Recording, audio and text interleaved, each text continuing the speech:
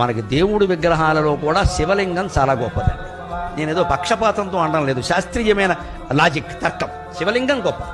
ఇతర దేవతా విగ్రహాలన్నిటికంటే శివలింగం గొప్పది. ఎందుకంటే శివలింగానికి కళ్ళు, ముక్కు, చెవులు, కాళ్ళు లేవండి. గమనించండి.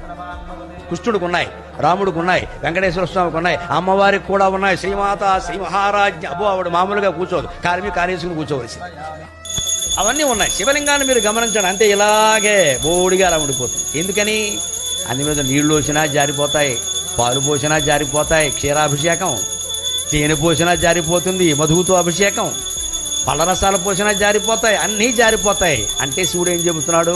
నీ ఆత్మస్వరూపం ఇవన్నీ వచ్చాయి జారిపోతాయి, వచ్చాయి జారిపోతాయి, వదిలేయి వదిలేయి వదిలేయి.